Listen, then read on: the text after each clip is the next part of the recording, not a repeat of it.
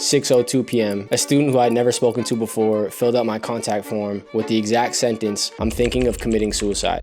Why do you think she felt more comfortable telling you that she was going to commit suicide than her own parents? Isn't that crazy? The one thing parents should say to their kids is, "I believe in you." Who you choose to surround yourself with impacts every choice you make in your life. And it's not just the people, it's what you read, what you consume. What's one thing that you would do to change the school system? What's something that adults get wrong about kids? Do parents and teachers actually listen to kids? Why aren't you a teacher?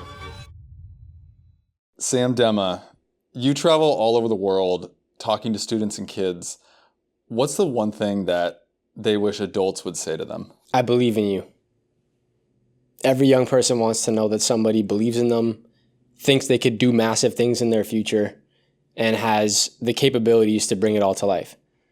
Every young person wants someone who believes in them. Did you have someone that believed in you? My family, big time.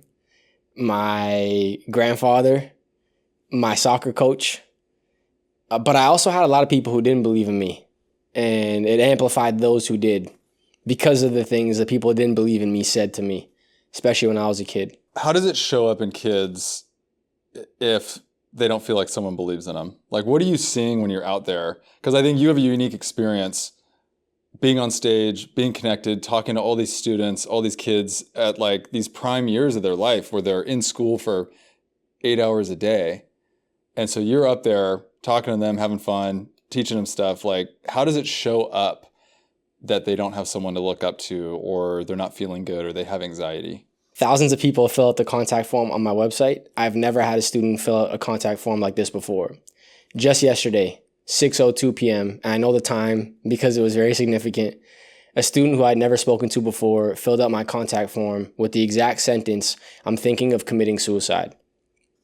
I took her email address, punched it into Gmail immediately, searched it up online, couldn't locate where she lived, flooded her inbox with a bunch of helplines to call if she was in Canada or the United States or abroad. 15 minutes later, my phone rang. It said fraud, likely fraud, so I didn't answer. 2 minutes later, I had a voicemail from this student telling me they don't know how much longer they're going to live. I called the police.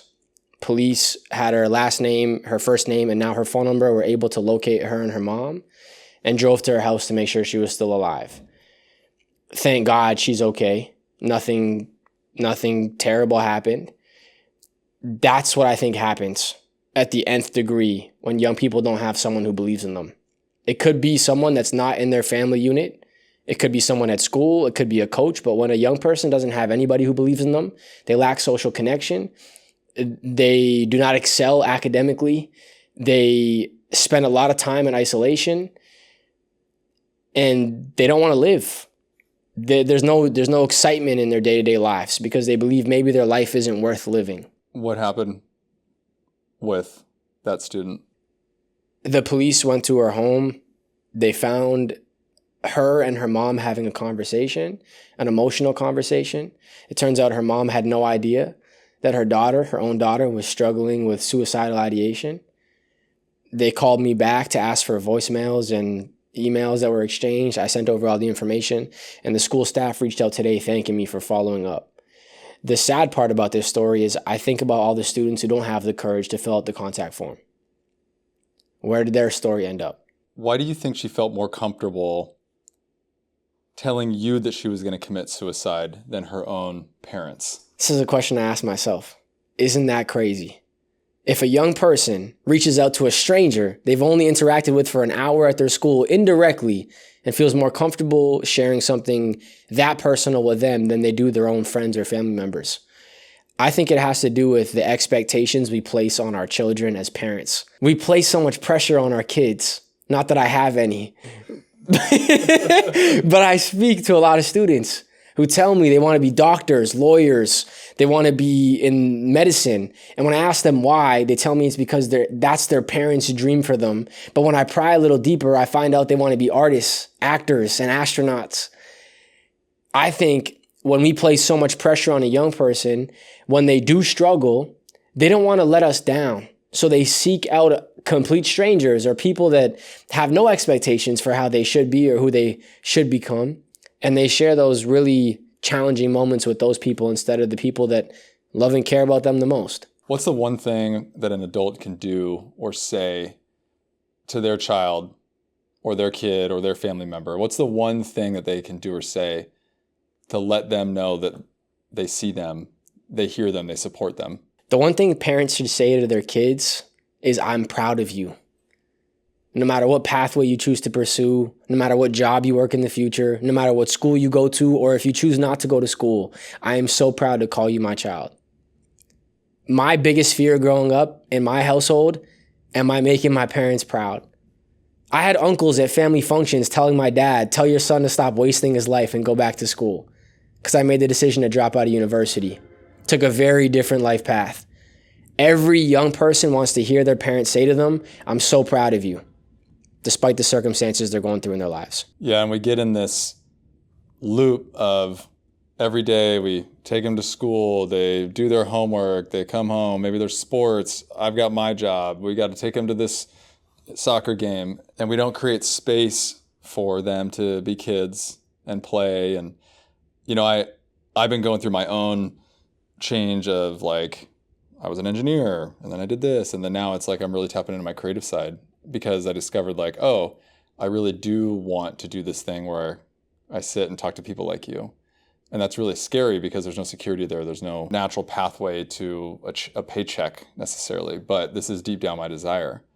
And so how do parents foster their kids' desires and creativity outside of a traditional path? I think a parent's responsibility is to find somebody that the child can learn from, even if it's not themselves. For example, my dream and goal in life after I stopped playing professional sports was to become a professional speaker. My parents can't help me with that dream. My dad's never spoken publicly on stage, neither has my mom, nor has anybody in my family as a profession. Maybe at Greek weddings, giving toasts. But that's not what I want to do. I want to get paid to speak. Yeah. And my grandma always cracks a joke. She's like, people pay you to speak? She's like, I'll pay you to stop talking, Sam. But I think it's every parent's responsibility to help their child find somebody who can help them figure out the pathway they want to pursue. For example, I had a student recently tell me, Sam, I want to be a real estate agent. I said, perfect. Let's go and find a real estate agent in your local community that you can ask questions to. And if I was the parent of that child and they told me, Dad, one day I want to grow up and sell homes, I would grab them, hop in my car, and drive them to an office of real estate agents to have a conversation. So you don't have to, as a parent, you don't have to know all the answers to figure out your kids' passions and help them bring it to life. But you have to be willing to help them connect the dots or find the people who can help answer their questions. And so then on the other side, what if you're the kid and you're listening to us right now and you're like, but my parents don't even listen to me. They're not even paying attention to me. How am I supposed to even know what I want to do and go find people that can help me do it? I was very fortunate growing up that I had family members who supported me. So when I speak about my experiences, my parents did give me the freedom to fail. My parents did say, Sam, if school isn't your thing right now, take a break. The worst thing that can happen is you pause it for a year and you go back the year afterwards. Education is a business too. They're always going to take your money. So you can delay it, you can pause it, you can return to it. If you're a student watching this and listening to this right now and your parents don't support your dreams, go and find a group of people who have similar dreams that you do, that you can share your frustrations with about your parents' lack of belief, and spend more time with people who do see value in your ideas, who do see value in your goals and dreams. Understand that it'll be very challenging for you to make certain decisions if you still live in their house until you become self-sufficient at a certain age in your life. But until that moment in time, if you are a child and you do have parents, you have to respect their wishes in some regards. Why do you think that kids are the most powerful change agents on the planet? Young people are so malleable. You share an idea with a person that's a little bit older, they're more set in their ways, their beliefs are harder to change. You share a unique idea with a young person, they're so open and receptive to feedback and ideas. Young people have not experienced life the same way older people have, which sometimes can stop you from believing things are possible based on your past experiences and things you have seen. I think a young person is like a seed and an old person is like a fully grown tree. It's like you've already grown a lot. It's a lot harder to change the direction where you're going. As a young person, you're just starting to flourish. There's lots of opportunity for change.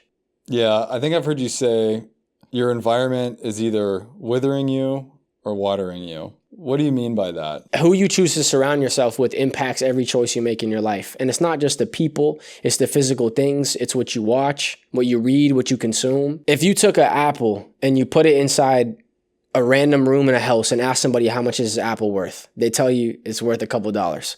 But if you took the same apple and you put it inside a museum in a glass container and you ask somebody how much it's worth, they tell you it's a piece of art. It's historic. It's invaluable. The only change is where the apple had been placed. The environment changes the perceived value of all the things we do in our lives. It also changes what we think about, the conversations we have. When I was in school, hanging out with the wrong group of people, every conversation was about partying, drinking, drugs, the girls we wanted to hang out with and hook up with. When I was hanging out with the right group of people, we were talking about podcasts, books, personal development, building our bank accounts and our dreams and goals. Same school, different environment based on the people I was choosing to hang around with. So I think our environment changes our perceived value, but it also changes the conversations we have and the choices we choose to make in our lives. Another good analogy along the same lines of the apple is, let's say you take an avocado tree and you're in the desert. That avocado tree is not going to thrive. It's not going to flourish. It's not going to produce avocado fruit. It probably won't even get anywhere, right? It probably won't grow to be a tree at all. You put that avocado tree in Mexico or California or other areas where it's meant to be, it will thrive. It will flourish. It will become better. It will produce fruit. It will live a long time, right? And so your environment will also allow you to grow or shrink depending on what you're surrounding yourself with. And that's people, that's the physical location. I know that where I live, it makes me feel good. I've lived in places that don't make me feel good. And yes, you're in control of your own emotions and your thoughts and your feelings and your actions, but also being in the right environment can really change your thoughts, your feelings, and your actions and lift you up and support you. That's a great point. I think about a fish tank. You put a fish in a small fish tank, it stops growing. You take the same fish, put it in a bigger tank, and it'll grow to its full size. That's right. Yeah. It's kind of sad when you think about it's like kind of sad when you think about it, right? Like we don't know what's keeping us small, right? The fish doesn't know that the tank is keeping it small. So what don't we know that is keeping us small? And I encourage everybody to like reflect on that. Look around your room, look around your environment, look at your friends, look at your, like where you hang out, you spend your time, your job, whatever it is. Analyze and look at everything you do and ask yourself, is this keeping me small? Is this keeping me away from my dreams? What role do people around us play in shaping our identity? I think people reinforce the choices we make, or they challenge the choices we make.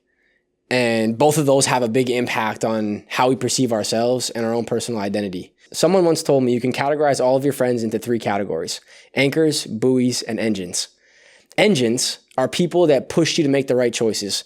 They confront you when you're doing things you know deep down in your heart you shouldn't be doing. They push you to make positive choices. Then there's buoys. They just float. They don't care whether you make good choices, whether you make bad ones. They're just physically there in your life. And then you have anchors. These are individuals that proactively encourage you to make terrible choices, weigh you down or hold you back, encourage you to do things you know you shouldn't be doing in your heart. I think all 3 of those types of people in our lives change the way we see ourselves. Someone praises you for being an athlete for 15 years of your childhood. You start to believe you're a great person because of your athletic abilities, not just because you're a good human being. I think that the negative words and thoughts of others also impact our identity and change what we believe is possible for us. You tell someone enough times you're not a good athlete, even if you're the best in the world, they're going to start to believe they're terrible. People, parents, family members project their own insecurities and beliefs onto their children. And then that shows up in shaping the beliefs about themselves or their identity in both bad and good ways. Or maybe not bad or good, but you go down a path because you believe what you've been told your whole life. for me, this showed up as I've always good at math and science and that kind of stuff. But was I good at it, or did I learn to be good at it because I was being praised for that type of work within my family? And that was a high value, high praise, high attention getting activity, was doing well on my homework, doing well at math and science. Oh, and so then go be an engineer because I'm good at it. Am I good at it, or did I learn to be good at it because I was praised for being good at it, right? And then these are the things that are reinforced, and maybe you explore less of the other side of yourself, or you don't know that you have these other things and desires because the attention that you've gotten and the words that your family has told you and the stories that your family has told you shape how you make your decisions and your excuses or your reasons for doing or not doing something. Maybe instead of praising a young person when they're engaged in an activity, we ask them questions about how they feel and have the young person reflect on their personal experience engaging in the activity. Rather than telling them they're great at it or not good at it, just ask a reflective question. When I met my wife, not when I met her, this is later, as we really just started our personal development journey, she talked to me about how she didn't know what it meant to actually talk about how she felt. She had to ask me for help on tapping into her emotions because she had never grown up that way. I was fortunate. I had people in my life that, as a kid, asked me how I felt, and they really wanted to know the emotions that I was feeling. And so that was sort of normal for me, and I feel really lucky for that. And I feel really fortunate that my wife had enough courage to say, I actually don't know how to tap into my emotions. And that was a long time ago. And to see her now and what she's doing is incredible. But for parents and educator, like, ask them how they feel. What did they like about it? What didn't they like about it? And honor what the kids say, honor what the children say. And that allows them to feel confident in their words and not just what you're telling them to do. It gives them the ability to share their experience without any external opinion or pressure. You talked a little bit about how everyone's thoughts and advice is based on their own insecurities and their own past experiences. And I tell students all the time, this is why you shouldn't listen to anyone's advice super closely, because most of the time it's just based on their own past experiences. If you want to start a restaurant and your uncle failed miserably and you asked your uncle, should I open a restaurant? He would tell you no. You go find a very successful restaurant owner. You ask them, should I open a restaurant? They'll say it's the best business in the world. They're both right based on their past experiences. And so the less amount we can project our past experiences in the form of our thoughts, opinions, expectations, or praise on young people, I think the better for their own well-being. Don't ask the closest people to you for advice. Ask the people closest to your dreams for advice. So first step, as a kid, as an adult, like, what do you actually want to do? Like, this is actually really hard for people to do, this exercise of just, what would you actually want to do in your life? Not, oh, I went to school for an engineering degree, or I went to school for a business degree. Oh, I already have a marketing job, so I'd like to get a promotion into the next level. I'm not talking about that. I'm talking like money were no object, no barriers, no limiting beliefs, no fears, no judgment. What would you like to do? And then once you have that, go find the people that are already doing that and go pursue it. And at the start, the only thing you should track is your attendance. At the start of any new goal or endeavor or dream, the only thing you should measure is, are you showing up every single day to do the thing? I think the reason most people aren't successful is their inability to be bored. Like, if Michael Jordan showed up to practice, coach said, Jordan, shoot 1,000 free throws. And he finished the 1,000th shot, ran over to coach. What's next, coach? Coach would look at him and say, go home, get some sleep, come back tomorrow and do it again. And then do it for the next 15 years, every single day. And I see so many young people set a vision and create these goals for their lives. And they do it for 2 months. And then they go, oh, it's not working. I have to try something else. You know, the first year as a professional speaker, I made over 1,000 phone calls. I got over 970 no's. You're not good enough. You're not smart enough. You're not old enough. You're not educated enough. You're not handsome enough.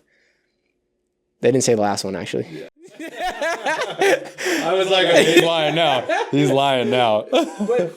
But 99% of people don't try the thing long enough to figure out if it's actually possible for them. They give themselves an unrealistic expectation on how fast it's supposed to happen. It's okay to be bored. It's okay to do the same thing over and over again. It's a part of the process of building mastery at a new skill. I talk about this a lot, where the only difference, truly, I believe the only difference between most successful people and those that aren't successful is consistency. And it takes longer than you probably expect. Yep. But if you choose to do it and you show up every day, whatever it is that you have to do, you're living in that. You're living in your truth. You're living in the life that you said that you want to live way sooner. As soon as you decide to start showing up every single day to do the thing, you're doing it. That's the life that you decided to live and said that you want to live, and that's what's required. Your future self is successful. Your future self has done it, and your future self has done all of the things that you need to go do. And so guess what? You just got to go do them. You just got to show up every single day and you got to go to do them. And that's the difference between people that get what they want and people that don't. Bottom line. Consistency. It's the main differentiator. And try to get better. Try to get a little bit better each time.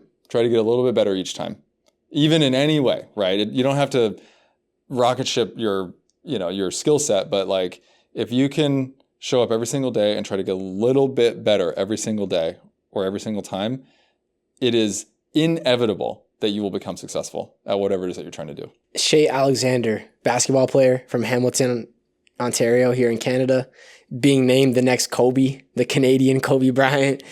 Super inspiring story. From a young age in the gym, playing basketball every single day. There's comments from his grade 8 basketball coach when he was in elementary school saying that he was the most consistent athlete he's ever met. He would stand in the corner of the gym with a notepad, writing down all the things he was going to train, improve, and practice during that day's worth of games. And from a young age, he never missed his routine.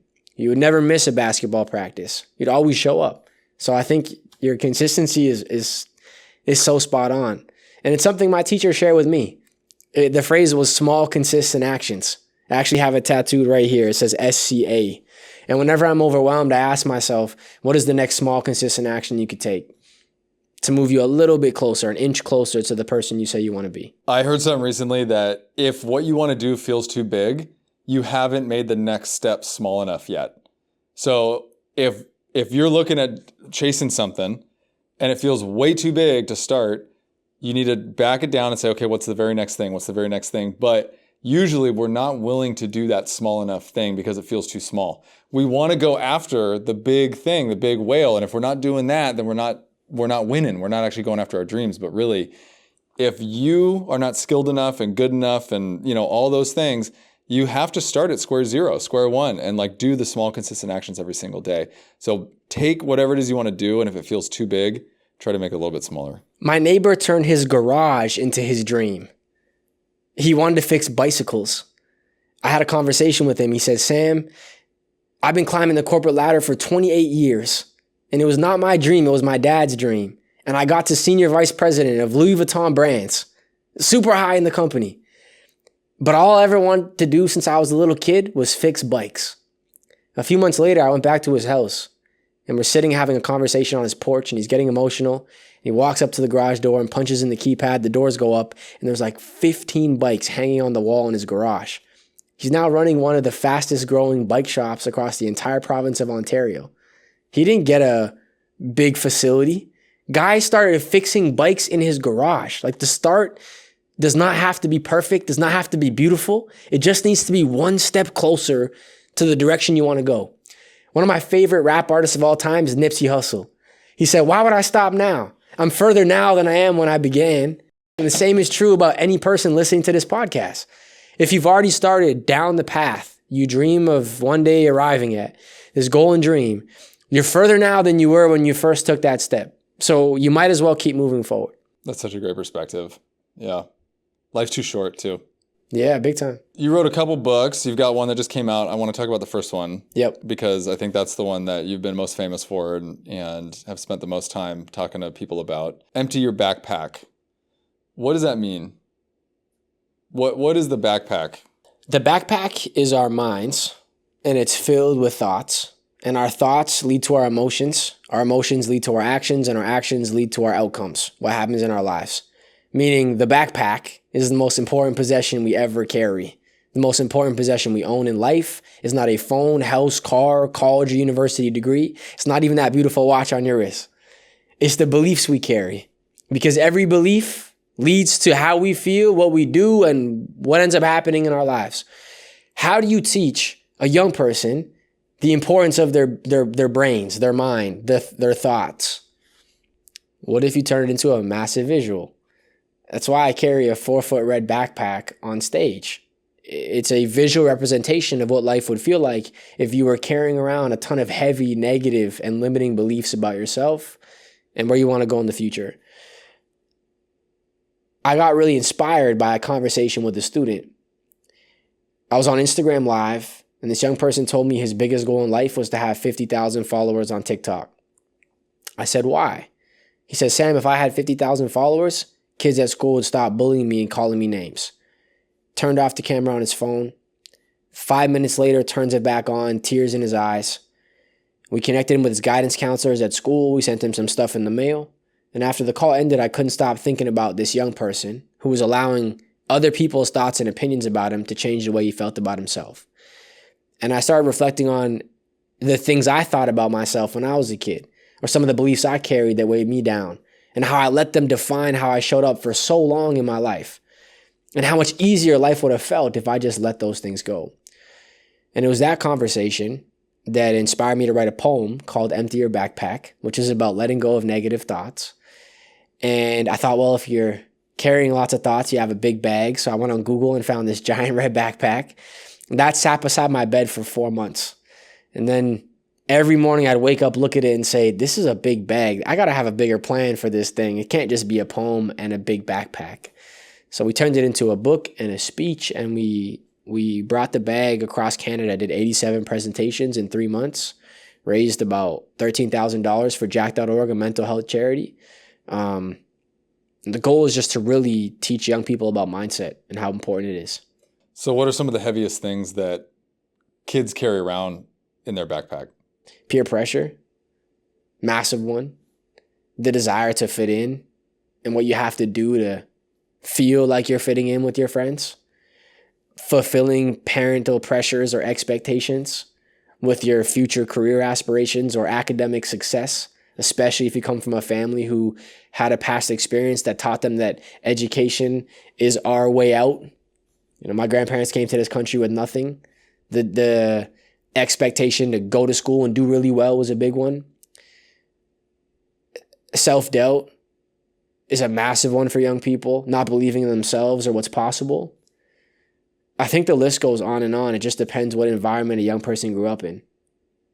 And so what are you telling these kids to do about the weight of this backpack? The first thing I tell them to do is write it down. If you don't know what you're carrying or why you're feeling the way you feel, it's really hard to let the things go. So I ask them to grab a piece of paper and make a list of some of the beliefs you think you subconsciously repeat to yourself every single day. And where do they come from? Is it from a past experience or a person you've had a conversation with? After you have it written down on a piece of paper, go and find a person in your life you can talk about these things with. For me, it was a therapist. Maybe every student doesn't have access to or can afford to hire a therapist. That person could be your guidance counselor at school, a teacher you trust, or even a family member if you have a safe space at home where you can have those sorts of conversations. But have a conversation with them. Ask them to challenge you, help you change some of these beliefs or these patterns. And if there's a consistency among where a lot of these beliefs are coming from and it's tied to certain people, I would urge young people then to distance themselves from the people or the experiences that are causing a lot of these negative thoughts. Those are some of the first steps I would usually share with students that are dealing with heavy backpacks. How are kids supposed to distance themselves from negative influences like bad friends or other things when they all go to school every day at the same time for years, maybe even 12 years from kindergarten all through high school. How are kids supposed to distance themselves from bad influences? I, growing up, wanted to be around people that were bad influences on me, because a lot of the time, the activities that have a bad influence on young people are the ones that are praised the most by young people in social circles. And a lot of students growing up want to feel like they fit in and are popular. So I'm actually wanting, as a young person, to be with these people. Most of the time, the bad influence doesn't happen in the classroom itself because it's regulated by teachers who will stop negative things from happening if they hear it and oversee it.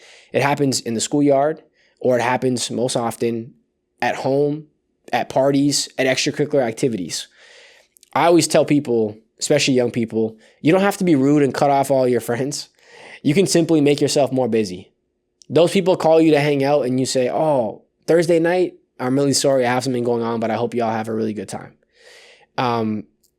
Then young people tell me, well, then I'm going to have no one to hang out with. There's 8 billion people. Join a bunch of extracurriculars that don't have anything to do with your specific school. Get involved in volunteer projects. Get involved in ministry. If you're Catholic or religious, get involved with a youth group. There's lots of other positive sources for connection for young people than just their friends at school. Yeah, I think that's great, because you can be the weird kid, like quote unquote weird. Yeah. Like, go do your own thing.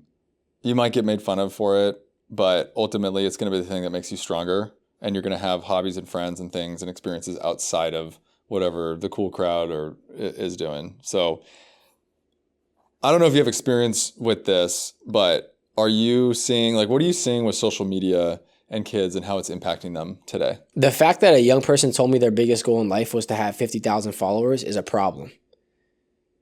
Followers, what are we even talking about? There's no value added to society just having a number beside your name. There's no shift in your personal competence at any skill, unless you want to be a full-time content creator. But just to have followers is something that I think is a byproduct of the society we live in and how glorified social media has become. I see a lot of young people glued to their phones. I told someone recently my average screen time usually goes between 2 and 4 hours. And they were like, 2 and 4 hours? I'm between 8 and 12. And it's normal. I thought, that's crazy. Like, I mean, I grew up, I didn't have access to social media. I use it now as a business tool, and I find it difficult to not use my phone. But a young person who's had it since they were 8 years old, it's like an extra limb on their body that they use every single day. The problem with social media is everyone's posting their highlights. They're not posting their failures, their learning lessons, their daily reflections, what they look like without makeup on or before they've had a shower and perfectly shaven their face. So you're constantly comparing yourself when you're just lounging in the middle of your day, looking at your phone, to somebody else's most important moments in their life. And it makes you feel like you're not enough. You're not doing enough. You're not dreaming big enough. You're not succeeding quick enough. And a lot of young people tell me this, and I think I'm a part of the problem.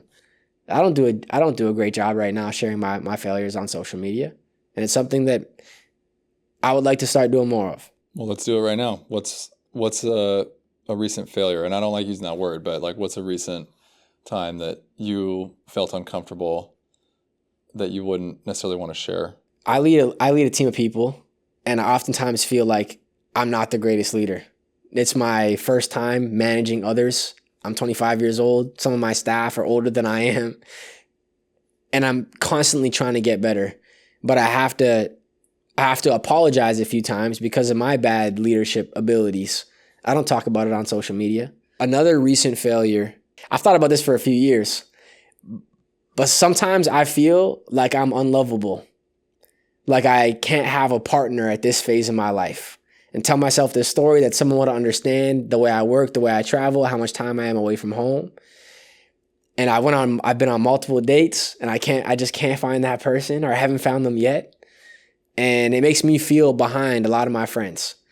2 of them just got married. And I'm like, my nana's asking me when I'm going to find mine, you know? That's something that I wouldn't really talk about.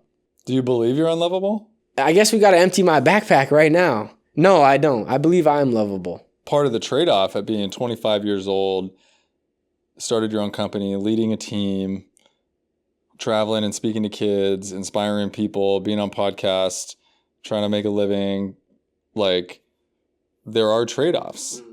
There are trade-offs. This is the reality. There are trade-offs. There's seasons of life where you might have to go through sprints. And I think when I hear language like I'm unlovable, I think I don't like hearing people put shame on themselves, in that way. And, the truth is, being an entrepreneur, you do make trade-offs.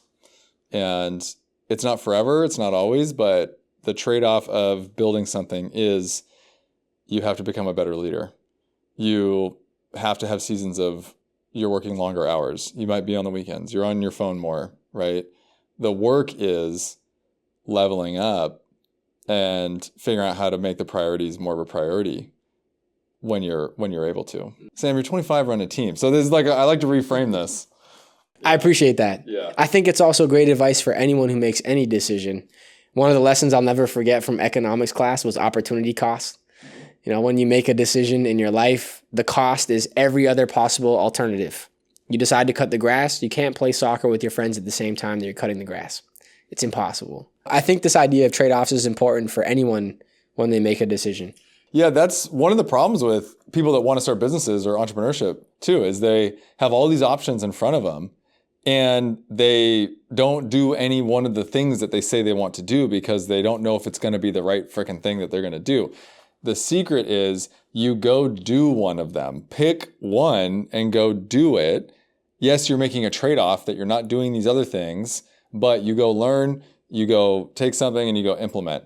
I would not be here in this chair had I not done a bunch of other things and learned from them and implemented them, right? And that's just the trick, is you have to go try to do something. There are trade-offs, but you need to go do something. Multitasking does not exist. Yeah. Trying to chase two business dreams and goals that are very different is like trying to please two partners in serious long-term relationships. Good luck. It's not going to work out. I don't know who would want to do that, by the way. Yeah. It just seems crazy to me. But you're right. And I'm continually in this process of saying no and evaluating things that used to align with my goals and my dreams and then maybe don't anymore. And as you grow and get further and further and further, the things that you have to say no to are harder and harder. Yeah. Because you get wound up, the opportunities are bigger, the relationships are deeper. They're things that you asked for, and now you might be unwinding. You might be having to go and say, I don't want to do this anymore. And for me, with this podcast, I'm not making money on this. I'm spending a bunch of money. I'm flying around. I'm doing all this stuff. I bought all the equipment. I don't know when I'm going to make money, if I'm going to make money. But I have to commit and say, I'm doing this because this is what I want to do, and I'm going to figure it out. But I'm also just going to enjoy the process. But that also means that I might have to say no to actual money-making opportunities, which is crazy coming from where I came from, to say, I'm going to go invest a bunch of money in something that is not making money. A lot of people never make money. And I'm going to give up on actual money-making opportunities in the meantime and say no to people that want to work with me. A book that's recently shifted my perspective, 10x is easier than 2x. Currently reading. I saw on your story. Yep. Dan Sullivan says, if you want to make an exponential jump in your life, 80% of the tasks that you did in the past that got you to where you are today, you will no longer be doing. And that's very hard for human beings to comprehend, because that 80% made you successful, brought you to who you are now, brought you to where you are now. And you have to let those things go. And I experience it every single day in my career. I'm no longer speaking for certain fee amounts. I'm no longer speaking at certain events. Those opportunities are still flying in the door, and I'm graciously having a conversation and saying, I'm not the right fit for your event anymore, but my friend James is. And it's a couple thousand here, a couple thousand there. And wow, if I said yes to those opportunities, I would have more dollars in my pocket right now. But what's more important is that I become the next version of myself. If I continue to say yes to these opportunities, I'm never going to change my current reality. I'm always going to be the same person I was before I made the decision to make the exponential jump. Yeah, and for me, this is so funny that you're reading this book, or that you brought it up, because it's one of my favorites. And I'm learning the 80% faster now. I went through a 2-year journey I was like, okay, kind of got it. And then within a few months, I'm like, oh, I have to let go of more.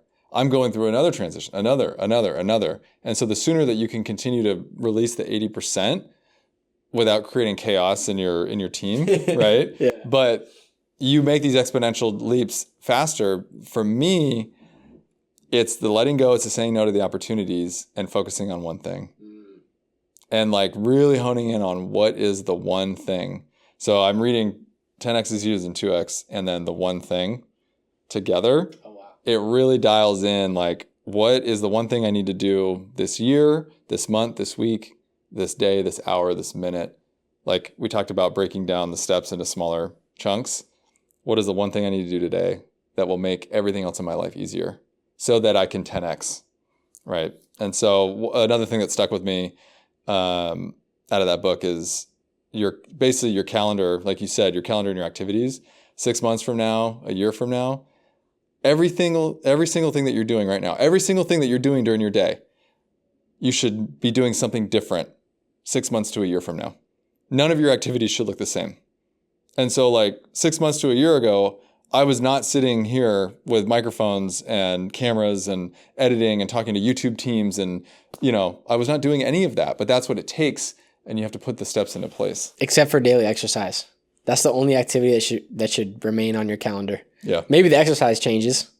Depending on what you're training for. Yeah. Depending on what your goals are. But yeah. And so I do agree with that one. Is there anything else in your backpack that you're unloading?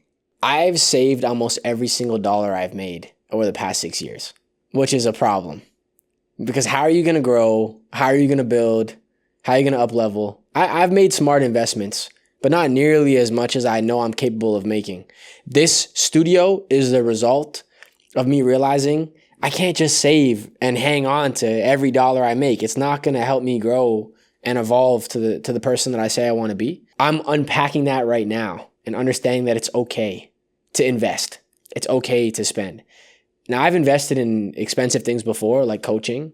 For 3 years, I had a business coach, but I didn't give myself permission to have a place like this for so long, for no reason. I had the financial ability to make something like this happen a lot sooner in my career. Only now am I giving myself the opportunity.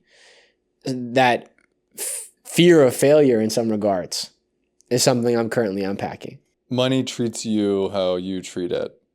And so if you're gripping onto it, if you're hoarding it, like it's going to return the favor. It's going to keep opportunities away from you. It's not going to allow you to grow if you're not allowing it to grow, right? It's energy. And this is something that I've struggled with a lot too, right? And I'm fortunate I've been able to reinvest money, but it was still out of like a scarcity of like, I need to go put it into real estate because that's the best investment.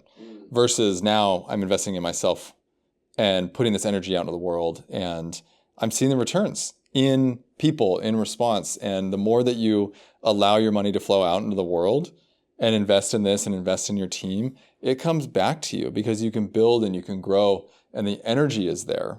So where did that come from where all you wanted to do was save all of your money and not do anything with it? My family were very diligent in ensuring we saved money growing up as kids.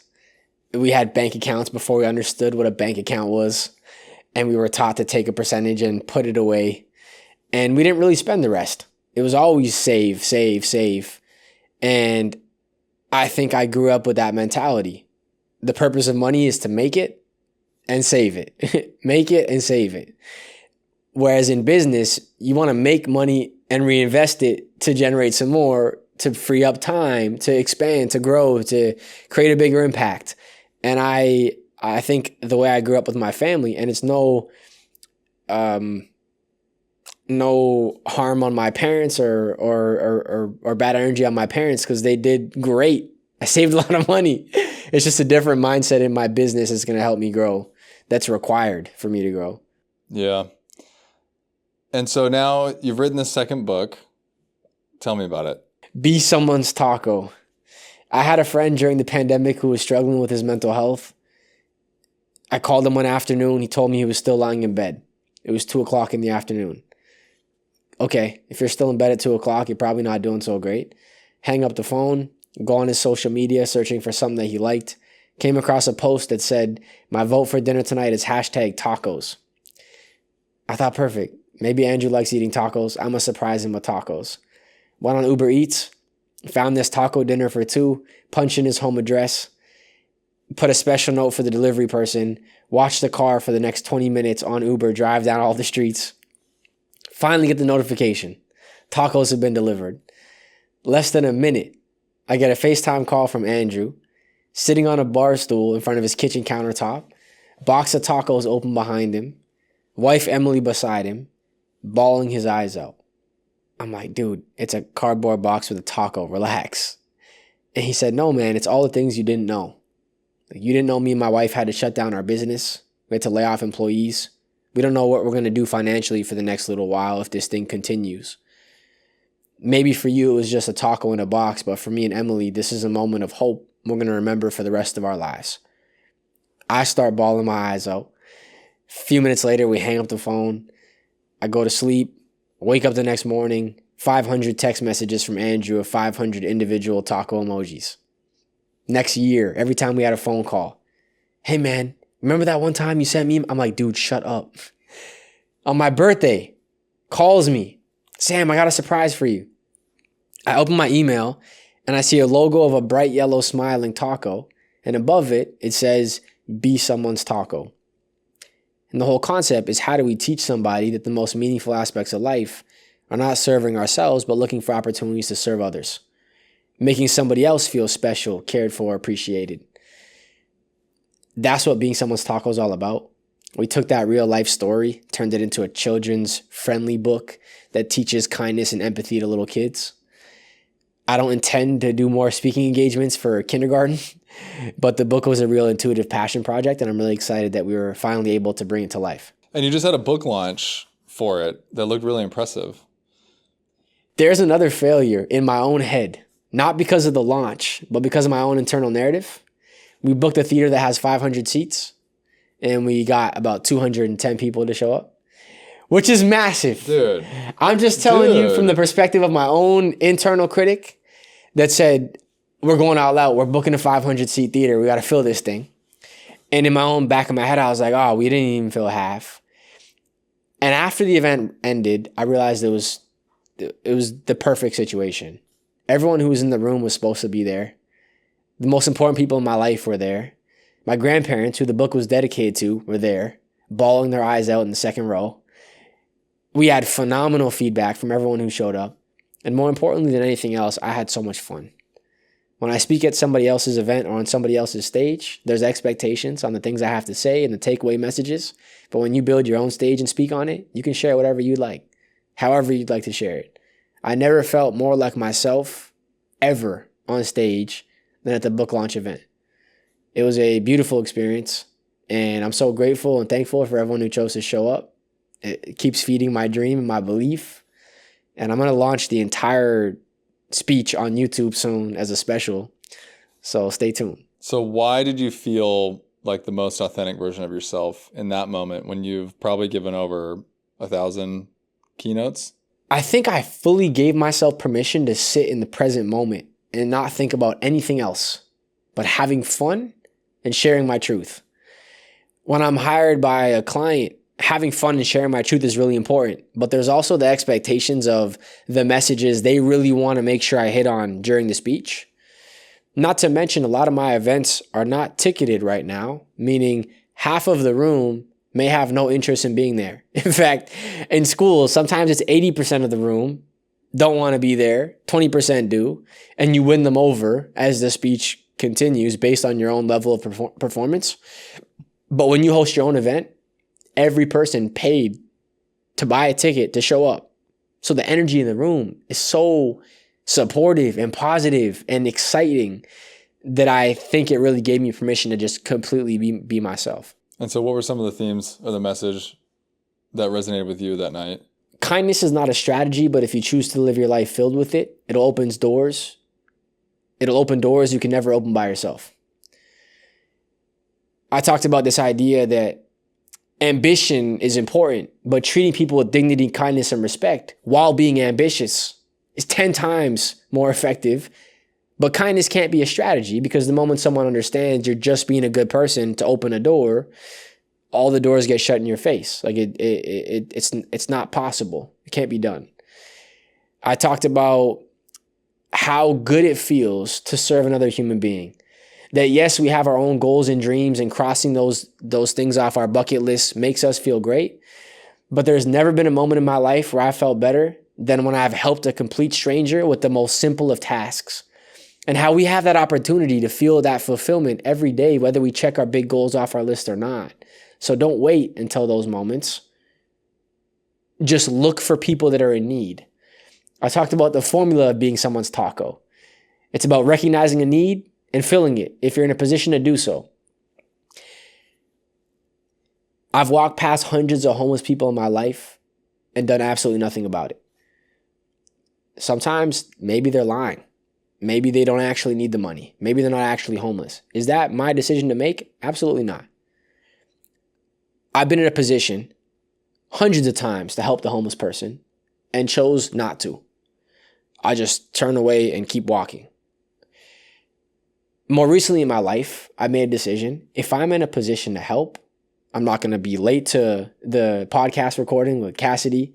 I'm not going to be late to the speech, but I have a moment to help this human being. I'm going to do my best to make sure that I do.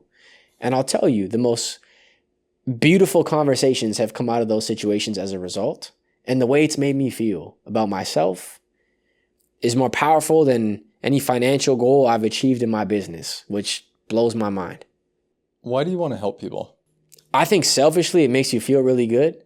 And I don't get that feeling from anything else in my life. I believe that we're also all related. I think the whole world is a family. I think that there is shared humanity in every human being. And I've had interactions with complete strangers that made me think of my grandparents or my grandfather who passed away. I think it's the right thing to do.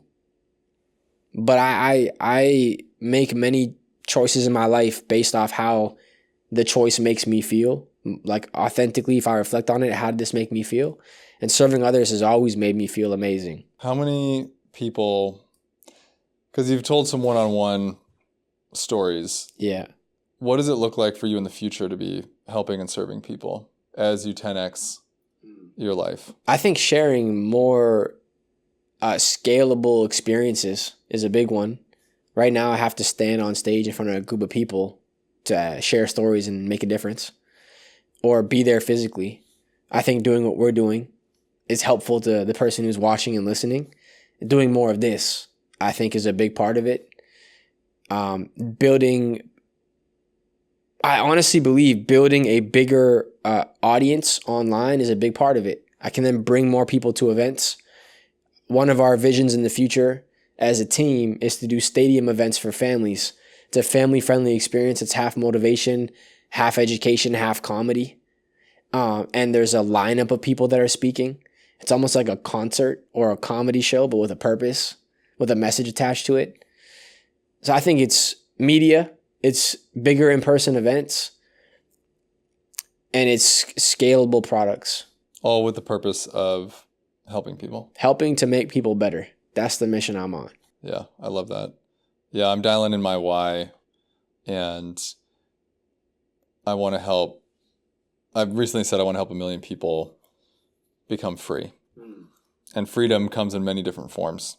There's the money freedom, there's time freedom, there's health freedom, there's like the freedom to go choose to do whatever you want with who you want, when you want.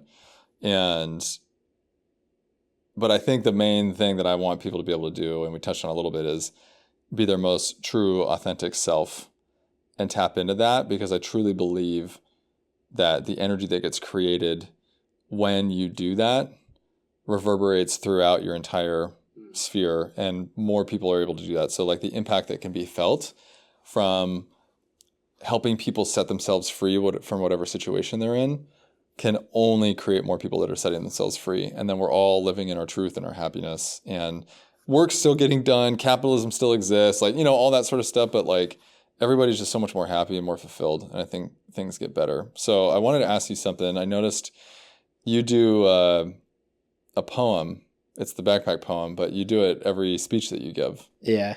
Is that what you want to be doing? Is that your authentic self? The poetry? Yeah, because it's like slam poetry. For me, I don't call them presentations. I call them performances. My most authentic self is being silly on stage. And a portion of that is performing poems because I don't consider myself a poet or a rapper. I walked out on stage for the book launch event for Be Someone's Taco, delivering a rap. It wasn't a poem. Music was playing. I was jumping up and down on stage. Everyone was like, what the heck is this guy doing? I felt so free.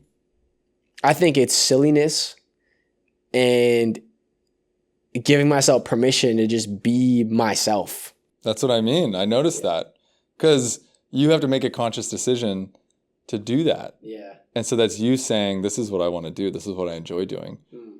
All these motivational speakers, you might be one of the only ones that's actually rapping up there or doing these poems, right? I have full grown adults saying, in the audience after each of my bars. See? That's what I'm saying. Yeah. And then you're telling me you feel free. Yeah. Pay attention to that. Pay attention to that.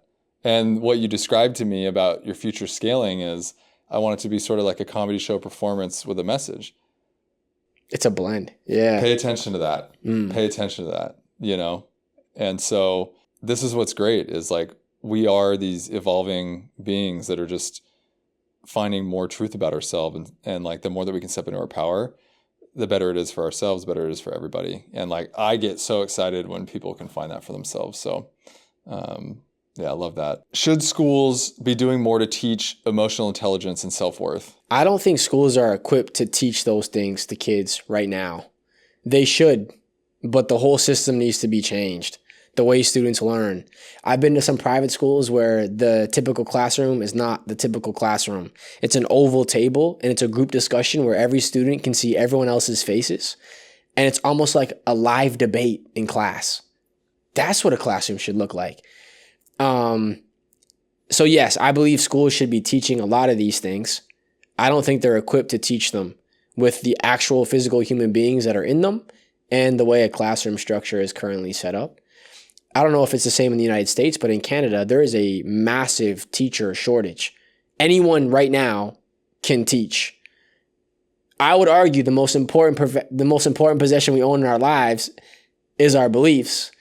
And education is saying we can put any human being in front of a group of kids to share ideas with them that are going to fill their backpacks.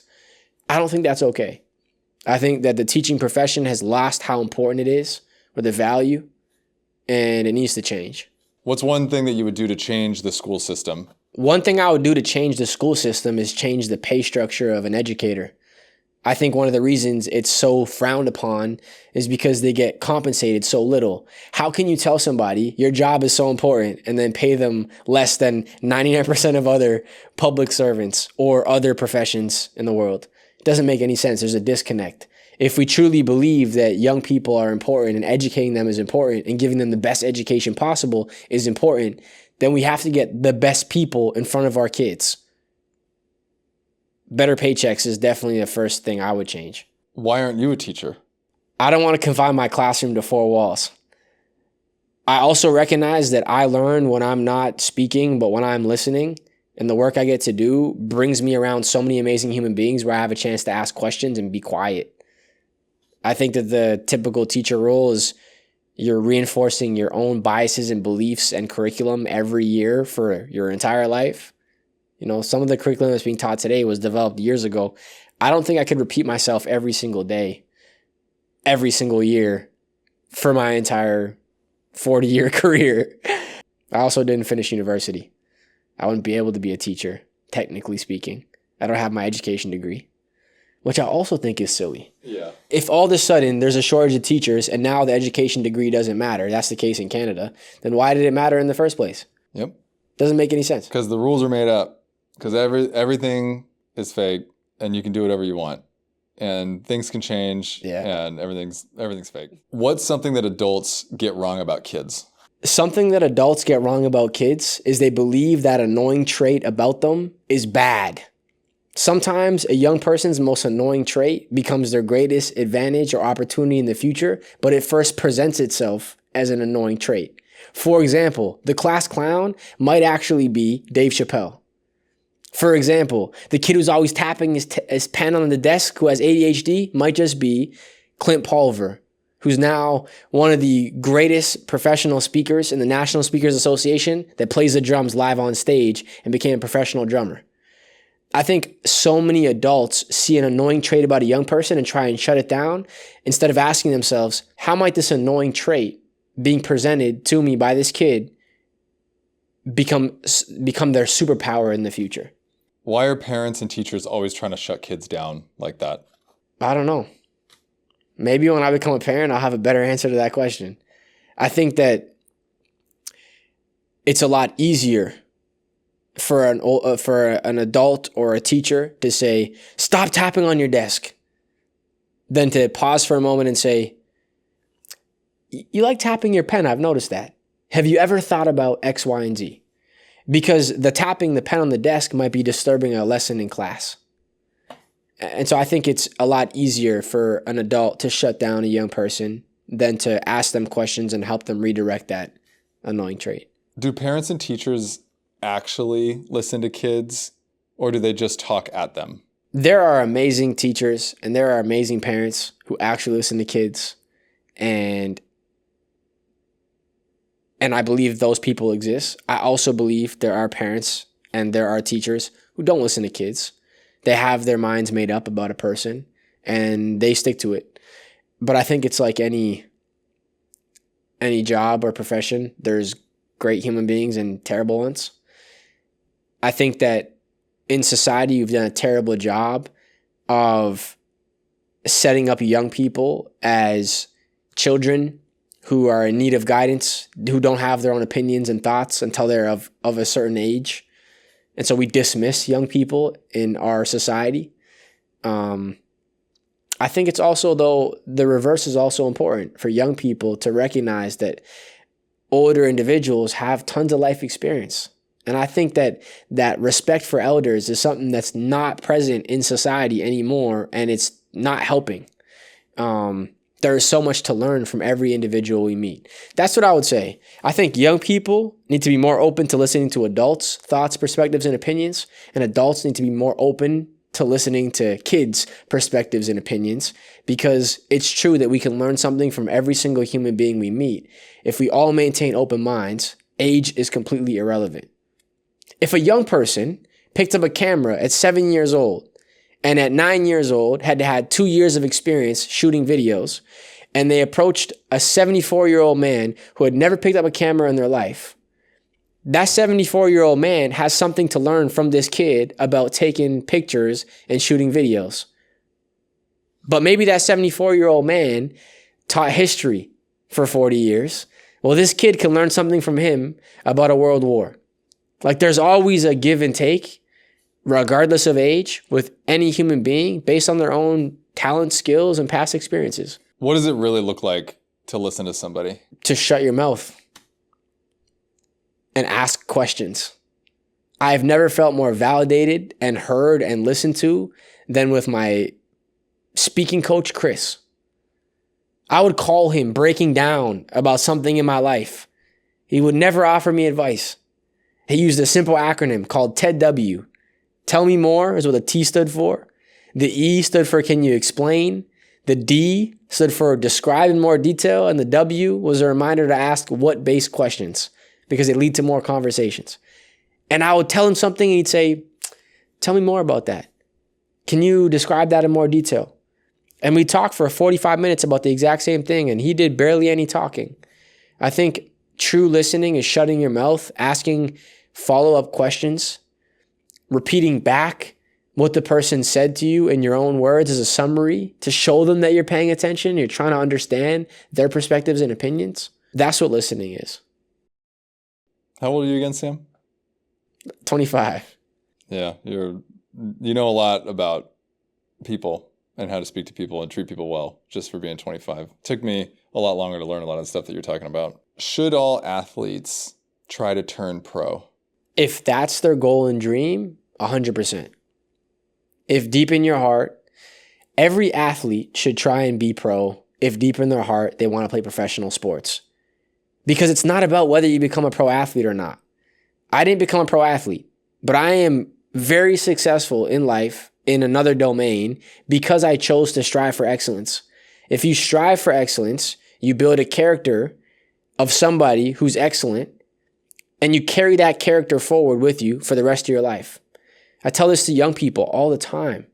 Even if things don't work out with the goal you're pursuing, it's okay because the person you're becoming is something that you carry forward forever. So give it your best. If you want to play pro, try your best to play pro. If it doesn't work out, congratulations. You have something even more valuable than being a pro athlete. An unshakable belief in yourself, time management skills, dedication, hard work, teamwork, and you'll carry them forward no matter what career you choose to pursue. So I don't believe every athlete should be a pro athlete. I believe every athlete that wants to be a pro athlete should try and be a pro athlete and understand that it's going to serve them whether it works out or not. You can't connect the dots looking forward. You can only connect the dots looking backwards. The pursuit of your dreams can only result in good things. You just don't know exactly where you're going to end up.